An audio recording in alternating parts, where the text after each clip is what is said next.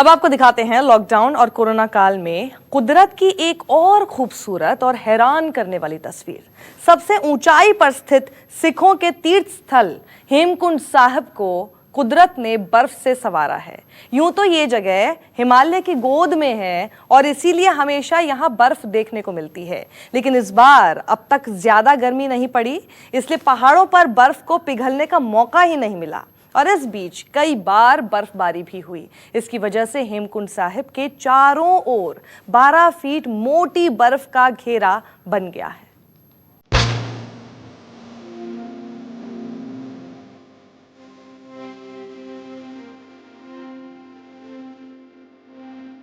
हिमालय की गोद में बसे इस पवित्र स्थल का रंग सफेद हो चुका है, लेकिन ये कुदरत की कारीगरी है। जिस सफेद रंग से इसने चमोली जिले की इस जगह को संवारने के लिए इस्तेमाल किया है वो बर्फ है।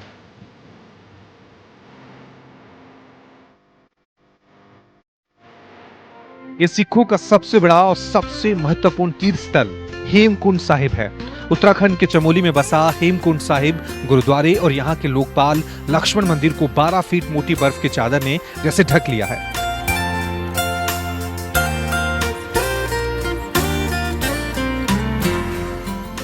समुद्र तल से 15,000 फीट की ऊंचाई पर स्थित हेमकुंड साहिब गुरुद्वारा पूरे विश्व में सिखों का सबसे ऊंचाई पर स्थित गुरुद्वारा है।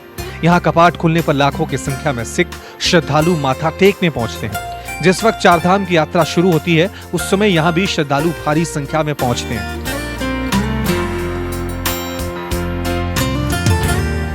लेकिन इस वक्त हेमकुंड साहिब गुरुद्वारे की जो तस्वीरें सामने आई, उनके दर्शन करना भी बेहद दुर्लभ तस्वीर जैसा है।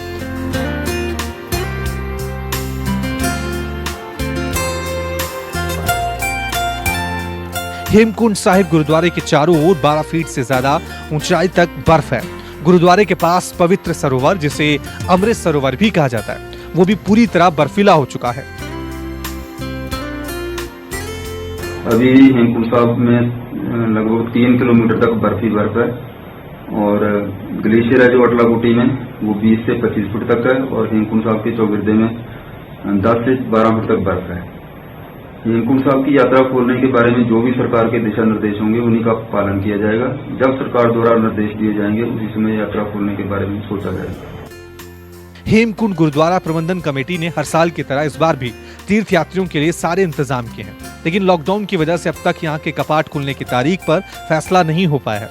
यहाँ 7 पहाड़ियों के बीच निशान साहिब झूलते हैं।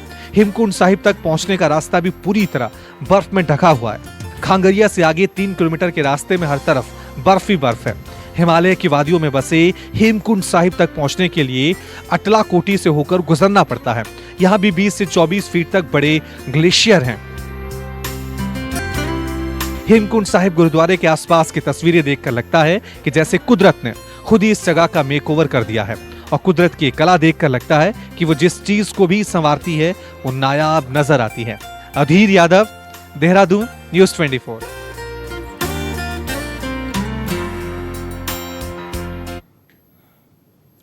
दरअसल कुदरत का संदेश बहुत साफ है कि आप उसे बचाइए क्योंकि वो हमें बचाती है और ये हम सबके जीवन के लिए कितना जरूरी है ये आपको कुछ आंकड़ों के जरिए हम दिखाने की कोशिश करते हैं।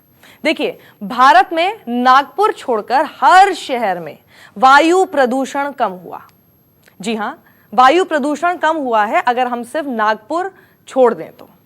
उत्तर भारत में वायु प्रदूषण 20 साल में सबसे निचले स्तर पर आया। ये एक और चौंकाने वाला आंकड़ा है।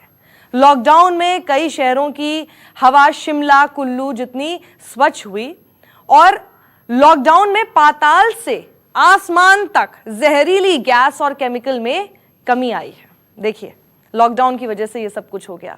वायु प्रदूषण से हवा में घातक एरोसोल की मात्रा बढ़ती है। गाड़ियों, फैक्ट्रियों के धुएं में मौजूद एरोसोल से फेफड़े बर्बाद हो जाते हैं। मुख्य तौर पर 3 तरह के प्रदूषण से 30 तरह की बीमारियां होती हैं। ये आपको इससे पहले पता नहीं होगा। वायु प्रदूषण से सांस, फेफड़े, दिल और ब्रेन से जुड़ी बीमारियां होती हैं। जल प्रदूषण से पेट और त्वचा से संबंधित बीमारियां होती हैं।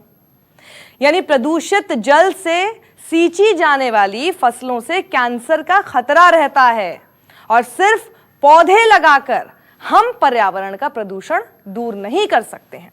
तो अगर आपको लगता है कि आपने पेड़ उगा दिए और अपना काम कर लिया, ऐसा नहीं है। प्रदूषण कम करने के लिए हमें प्रदूषण कम फैलाना होगा।